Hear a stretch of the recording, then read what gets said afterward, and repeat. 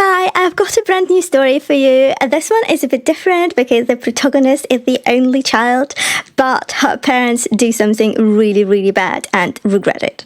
Let's listen. When I returned home from a work trip, my 8-year-old was with a foster family. "It's better this way," my mom said casually. Before that, they begged me to go because they needed the money. 9 days later, they regretted everything when I was in a hotel conference room 3 states over when I tried to call Caroline on Wednesday night, and my mother answered instead. She said Caroline was in the bath, said it lightly, then asked how my meetings were going as if that should settle it. I told her I only had 10 minutes before the next session and wanted to hear my daughter's voice. My mother laughed and said, "She's splashing everywhere. Call later." I called again after dinner. This time my father picked up and told me Caroline had gone to sleep early. "She never goes down this early on a school night," I said. He told me not to turn everything into a problem. Then he added, "We've got her." I stood in the hallway outside the ballroom staring at a terrible floral carpet while the line went dead in my hand. On paper, nothing had happened. My daughter was with my parents, the people who had pushed me to take the trip in the first place. But something about the speed of their answers and how completely they kept me away from her voice started needling at me. It was a small thing. It did not feel small. By Thursday morning, I had started timing my breaks around Caroline's schedule the way I always did when I traveled, and every call ended the same way. She was outside. She was playing. She was helping Grandma cook. She was in the shower now. "Call later." I texted, "Tell her I love her. Tell her I'll be home tomorrow." My mother sent back a thumbs up and nothing else. At lunch, I stepped out of a client meeting and called again. My father answered before the second ring, which told me he had been watching the phone. "You need to focus on work," he said. I reminded him they were the ones who had insisted I go because the extra pay would help all of us. He ignored that and said Caroline was doing great. When I asked him to put her on anyway, he said she had gone outside with chalk and bubbles and could not come in right now. I almost told him to walk out and get her, but my manager was waiting for me back inside and I had no proof, only dread. So I did what people do when something is wrong but not yet provable. I swallowed it, went back into the meeting, and worked through the day on a lie. By Friday afternoon, I had one clean shirt left, sore feet, and a little plush fox in my tote bag that I had bought at the airport because Caroline loved naming stuffed animals before she even hugged them properly. The drive from the airport to my parents' house ran on one bright thought. In a minute, she would hear the door, come charging down the hall, and ask me 6 questions before I got my shoes off. When I let myself in with my key, the house looked normal in the worst possible way.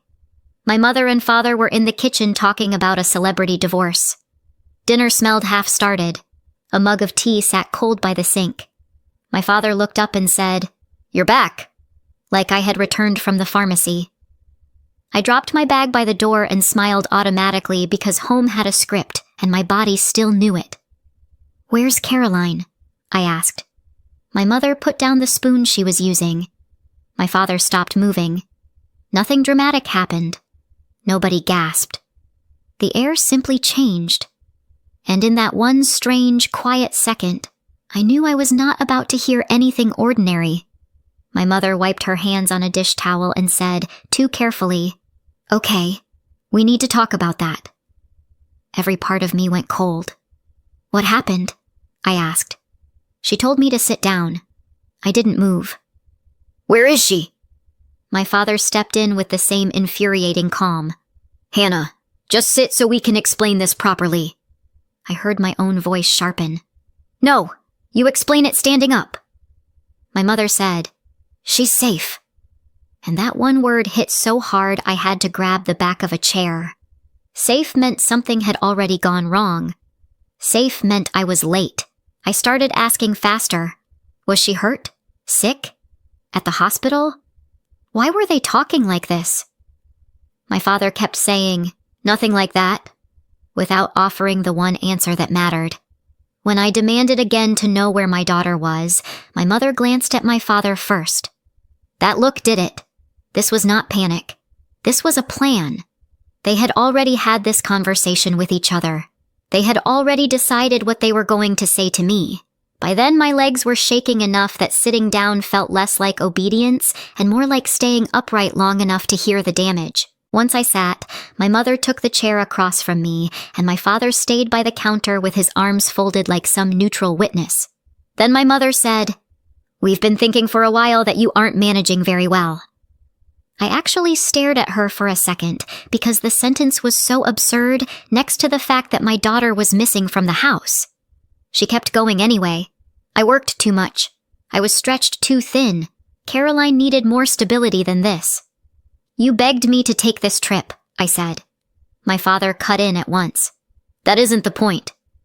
"Then what was the point?" I asked, because my child was clearly not in the next room, and they were speaking like this was a family budget meeting. My mother lifted her chin. "We did what we thought was best." I asked again where Caroline was. My father said, "With a nice family." For a second, my brain refused to put those words in any order that made sense. "What family?" I asked. He repeated it, slower this time, as if I were the problem. "A nice family." My mother leaned back and said, "It's better this way." That was when the floor of my life dropped out from under me. At first, they would not say foster family outright. They kept hiding behind softer words. A placement. A home. People experienced with children. I talked over every one of them. Who authorized this? What did you tell them? Where did you take her? My mother finally lost patience and said they had told the agency that I was away, that I had left Caroline in their care, that there was no clear written return plan, that they could not reliably reach me, and that they were no longer willing to keep her because the situation had become unstable. "I was gone for 4 days," I said. My father shrugged. "You weren't here." That was the moment the whole thing snapped into focus. They had pushed me to take the trip. They had promised they wanted the time with her. Then while I was gone, while I was calling and being told she was in the bath or asleep or busy, they had taken my daughter to child welfare and painted some version of me as absent enough to lose her. "You told them I abandoned her?" I asked. Neither of them answered directly, which told me everything. My mother only said, "She's being looked after." I stood so fast the chair scraped across the floor. Whatever excuses came next were useless. I did not need their motives. I needed a name, an address, and a way to get to my child. I demanded the agency information, and my father tried one last time to control the pace. "You are not going to storm in there and make this worse." I grabbed my bag and said, "You already did that." My mother followed me into the hall talking about procedures now, about how I needed to calm down and be sensible. I turned around and told her I would call every child welfare office in the county until I found Caroline. That ended the performance. My father gave me the agency name. My mother gave me the caseworker's name, Dana, and added, "They won't let you just take her." I looked at my mother then and understood something with awful clarity. She had expected the hardest part to be over by the time I came home. She had expected me to cry, argue, maybe collapse. She had not expected me to move. I got the address, walked out before they could stack more careful words on top of what they had done, and locked myself in my car. My hands shook so badly I missed the ignition twice. Then I got the key in, took one short breath, and drove straight to the agency.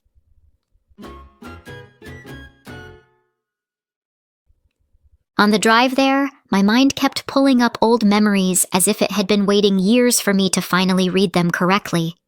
I was an only child, and with my parents, warmth had always come in bursts strong enough to make you doubt your own history. My mother would suddenly decide we were all getting ice cream in the rain, and for that hour she was funny, easy, delighted by me. My father would kneel on the carpet and help me with a puzzle like he had nowhere else to be. In those moments, I felt chosen. Then the weather changed. A bedroom door would close. Their voices would go quiet behind it. I would stand in the hallway with a drawing or a question and understand, without anyone saying so, that I was in the way now. No one teaches a child that attention can disappear. The house teaches her. By the time I was old enough to name inconsistency, I had already learned to adapt to it. Sitting behind that wheel, heading to the agency where my daughter was because of them, I realized I had spent half my life translating cruelty into mood. This time I wasn't going to translate anything for them. That was the rhythm of my childhood, and because it was the only rhythm I knew, I got very good at managing myself around their moods. One week they would ask about school, promise to come to something, act proud in front of other people. The next week they would forget, get tired, or drift into plans of their own and act surprised that I felt dropped. By middle school, I could read the set of my father's jaw before I asked for anything. I could hear from my mother's footsteps whether she was in one of her bright phases or whether I should make myself smaller for the night. That kind of training follows you into adulthood. It teaches you to treat brief kindness like evidence and to call instability normal because admitting otherwise would require rebuilding the whole map. So when they later sounded attentive and generous and deeply invested in Caroline, some old part of me wanted to believe I was finally getting the family I had always been told existed. The problem with intermittent affection is that it makes people work harder, not walk away. I could see that clearly now, and I hated how late the clarity had come. By the time Caroline was 3, I was already doing most things alone. Adam, my ex and her father, had left for what he called a better life with another woman in another state, and for a while he treated fatherhood like a subscription he could pause without canceling. He called at first. He sent voice messages. He promised weekends, then holidays, then soon. A missed visit became an apology. A missed birthday became flowers with the wrong cartoon character on the card. Then the gaps got longer, and the explanations got thinner. Caroline used to stand by the window when any car door slammed outside. After a while, she stopped doing even that. The worst part was how quietly she adjusted. One day I realized she had not asked about him in weeks, and that was somehow harder than all the earlier crying. Children edit their own expectations faster than adults do. They do it to survive. That history mattered because what happened later was never landing on a blank slate. Caroline had already been left once by the man who was supposed to stay. When my parents tore through the little trust she still had in family, they were not creating a first wound. They were digging into one that had never fully closed. Then my parents entered one of their good phases and played it so convincingly I let them back into the middle of our lives. They were attentive again, generous again, saying exactly the things I had wanted to hear for years. My mother said I should not be carrying everything alone. My father said they wanted to help for once instead of just watching me struggle. They suggested Caroline and I move back in for a while so I could save money, work steadier hours, and have childcare I could trust. I knew who they were. I knew they could turn without warning. But life as a single mother doesn't leave much room for perfect decisions. Only workable ones. So I said yes. For a while it even felt easy. Caroline played card games with them on the living room rug, brought them drawings, and fit herself into their orbit the way children do when adults are warm enough to feel safe. My mother bought her little craft kits. My father let her help in the garden and pretended not to notice when she drowned the tomato plants. Watching them together stirred up the oldest hope in me. I told myself age had softened them. I told myself grandparents were different. I told myself safe enough was safe. The warning signs never disappeared. They just wore ordinary clothes. One afternoon I had a work event across town, and my parents insisted there was nothing to worry about, because of course they would pick Caroline up from school. My mother was almost offended that I repeated the time. At 3:28 my phone started buzzing during a presentation. It was the school office. No one had come for Caroline. I still remember the cold that moved through my body when the secretary said my daughter was sitting with her backpack on, trying hard not to cry. I left mid-sentence, drove there with both hands welded to the wheel, and found Caroline in a plastic chair by the window, swinging one sneaker slowly because she was working so hard to look brave. In the car she said, "Grandma forgot, but it's okay," in that careful voice children use when they are already protecting the adults who failed them. That night I confronted my parents. My father said they had lost track of time. My mother said I was making it bigger than it was. That should have ended the arrangement. Instead, I treated it like a warning I could manage. I told myself forgetting was different from harm. I was wrong about that too. So when the work trip came up, my first instinct was no. It was only Monday through Friday and the extra pay would help, but I no longer trusted anyone who had already proven they could forget my child in the shape of an afternoon. I mentioned the trip mostly to explain why I might turn it down. My parents lit up immediately. My mother said they would love the time with Caroline. My father said the money mattered and I would be foolish to pass it up. Then they did the part I can still hear perfectly. They sold it to Caroline right in front of me. Pancakes for dinner. A movie night. Frozen yogurt after school. Caroline's face changed with each promise. Turning the trip down in that moment would not just have disappointed them, it would have crushed her too.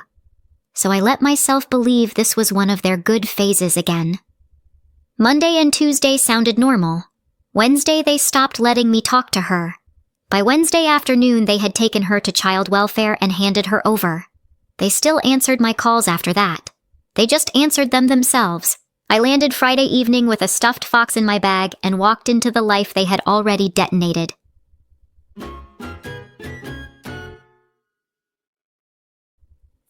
The agency sat in a low beige building beside a strip mall, which felt obscene because places where lives get split open should not be allowed to share a parking lot with a sandwich shop. I parked badly, grabbed my bag, and almost ran inside. The lobby smelled like toner and old coffee. A receptionist behind glass asked whether I had an appointment. I said I needed Dana immediately because my parents had taken my daughter there while I was away for work and placed her with strangers. Saying it aloud made people start moving. The receptionist disappeared through a side door. I stood there with my overnight tote still on my shoulder and Caroline's plush fox pressing against my wallet inside it. When Dana came out, she was younger than I expected, practical looking, badge clipped to a cardigan, already wearing the careful expression of someone stepping into a mess. "I'm Dana," she said. "Come with me." She led me into a small office and motioned toward a chair. I stayed standing. "I'm Hannah," I said. "I landed less than 2 hours ago and came here as soon as I found out what they'd done. I'm Caroline's mother. I'm here, and I need to see my daughter now." Dana's face changed slightly at the word airport. It was the first crack in the story my parents had built. Dana asked me to slow down, but panic does not slow down because someone says please. I kept asking the same questions in different forms. Was Caroline okay? Had she been crying? Did she know I was back? Where was she? Could I go there? Could someone bring her in? Dana answered carefully. Caroline was safe. She was in a licensed foster placement. She had a bed, food, and clothing.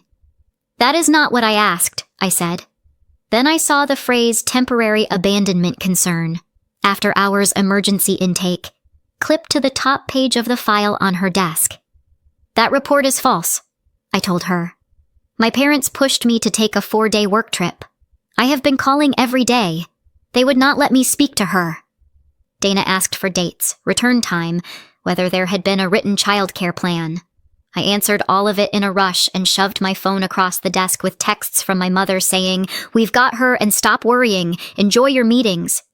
Dana did not tell me she believed me, but she stopped treating the folder like the story was settled and started reading it like it might fall apart under scrutiny.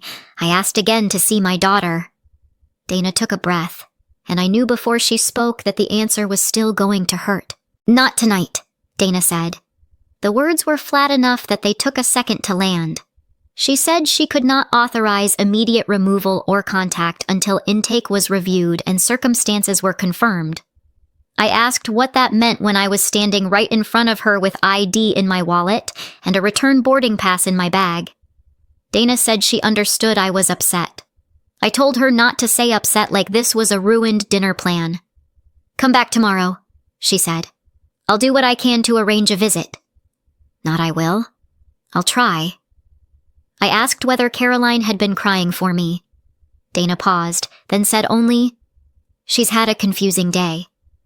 That answer was almost worse than the no.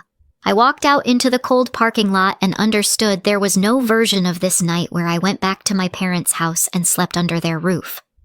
I booked the nearest hotel from my car. My mother called while the confirmation loaded.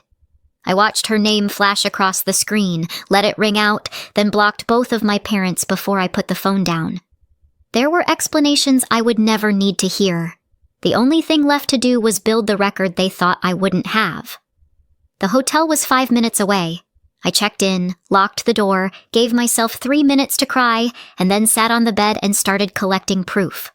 I pulled up every text about the trip. "Go," my father had written. "We need the money too, and Caroline will love the extra time with us." My mother had sent a cheerful packing list for our fun week. I screenshotted all of it. Then I saved my call history showing every attempt to reach Caroline, every short conversation where one of them had intercepted me, every unanswered callback. I added work emails with the trip dates, my boarding pass, my hotel receipt, and the itinerary showing I had landed less than 2 hours before walking into the agency. Around midnight, my friend Megan called back after seeing my missed call. I told her, "They gave Caroline to foster care." She did not waste a second on disbelief. "Save everything," she said. "Then send it to yourself twice." I sat there in a room that smelled like bleach and bad air freshener, building a timeline while the ice machine rattled down the hall. The night stopped being only panic. It became evidence. I slept in scraps and woke before sunrise with my phone in my hand and a list of lawyers on the hotel notepad. By 7:30, I had messages out to 3 attorneys. Ms. Campbell called back first. She was concise, unsentimental, and exactly what I needed. "Email me the screenshots and a clean timeline," she said. "Do not contact your parents. Document everything." I sent the file to Ms. Campbell from the parking lot, then forwarded the same packet to Dana at the address the agency had given me the night before. 10 minutes later, I walked back into the agency and asked for Dana again. This time, she took me to a conference room instead of intake. My screenshots were already printed on the table. Dana had flagged the intake for first thing review, and her supervisor had already gone through the overnight file. Dana pointed to the texts where my parents urged me to take the trip, the call log showing repeated attempts to reach Caroline, and my flight confirmation showing I had returned exactly when I said I would. None of it fit abandonment. None of it fit refusal to care. She said my evidence substantially changed the picture and that she could authorize a supervised visit that afternoon while they reviewed next steps. I sat down for the first time since the night before. Then I stopped shaking. I got very calm.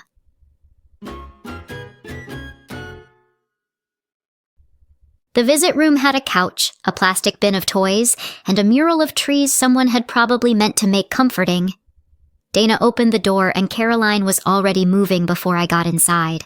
She hit me around the waist, hard, both arms locked, face buried in my jacket like she was bracing against weather. I dropped to my knees and held her just as hard. She felt warm and real and wrong in clothes that were not ours. I kept saying, "I'm here. I'm here." Because it was the only sentence that mattered. She pulled back long enough to study my face, then climbed into my lap even though she had outgrown that years ago. She asked where I had been. I said, "Work," and I came back as fast as I could. She asked why Grandma and Grandpa had taken her somewhere else. I told her adults had made a bad decision and none of it was because of her. Then she looked past me at the painted trees and asked, in a small voice, "Is there something wrong with me? Because Daddy left, and then you left, and then they left me too." That was the question that ended my panic and turned it into purpose. "No," I told her. "There is something wrong with what they did." The next few days were not dramatic in a movie way. They were calls, forms, meetings, and the steady collapse of the story my parents had tried to build. Ms. Campbell filed responses and told me exactly what not to say. Dana asked for more documents, and I kept producing them. Megan brought coffee, chargers, and the kind of company that does not ask you to perform strength. By Tuesday afternoon, after several more days of calls, forms, and meetings, Caroline was released back to me while the case itself stayed open. When Dana brought her out with a trash bag of spare clothes and school papers, Caroline ran to me again with that same desperate force, but this time I was allowed to walk out holding her hand. In the hotel that night, she would not let me close the bathroom door. She followed me from bed to sink to window like proximity itself could keep me from disappearing again. When I turned off the lamp, she asked, "You'll still be here in the morning, right?" I said yes. 10 minutes later, she asked again. I answered every time. Proof did not fix the damage. Being right did not fix it either. But at least by then we were back on the same side of the locked door, and that was the first real step home. Getting Caroline back settled one thing immediately. We were never going back to my parents' house.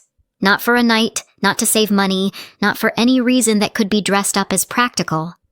Ms. Campbell agreed before I finished the sentence. "Separate address," she said, "as fast as possible."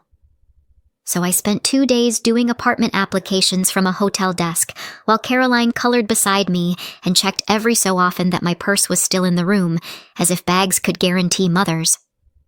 I found a small 2-bedroom available right away and signed without pretending it was perfect. Then I went to the school and removed my parents from every pickup list, emergency contact field, and authorized access note. The secretary frowned at her screen and said, "Your mother called this morning asking whether Caroline would be back Monday." That told me they were already trying to reach us through the school, and later I realized the forwarding notice that had gone to the old house before I finished changing everything over was probably how they got our new address. I did not raise my voice. I only said, "She is not authorized for any information." After that, Megan drove me to my parents' house so I could collect our things, while she waited in the car with Caroline, who sat with a juice box and her tablet. I packed clothes, medications, school papers, her blanket, and left my key on the counter with one line for them. Contact goes through Ms. Campbell. Nothing else was owed. For the next couple of days after that, my parents stayed silent, and the silence let Caroline and me learn the new apartment in peace. We ate macaroni on the floor because the table had not arrived yet. We made a rule that no door in our home got slammed hard enough to make either of us flinch. Then, 9 days after I came back from the trip, the buzzer rang during Sunday lunch. I looked through the peephole and saw my parents standing there with bakery boxes in their hands, dressed like this was a cheerful family visit. I opened the inner door and left the chain on. My mother smiled too brightly. "We brought Caroline those cinnamon rolls she likes." My father said, "Maybe we could take her to the zoo for a couple hours. Give you a break." For 1 second, I just looked at them, because some kinds of audacity deserve a proper witness. Then I said, "No!" My mother's smile tightened. "Hannah, don't be childish." Behind me, the apartment had gone completely silent, which meant Caroline was listening. That silence made the next part easy. I stepped into the hallway, pulled the door nearly shut behind me, and prepared to say the last polite thing they were ever going to get from me. In the hallway, my parents started minimizing before I had finished closing the door. Looking after a child full-time for a few days had been harder than expected, my mother said. My father said I should never have dumped that responsibility on them. I reminded them that they had asked for it repeatedly in writing, and my mother flinched. Then they began talking over each other, sanding down the truth. It was not as if they had hurt her, my father said.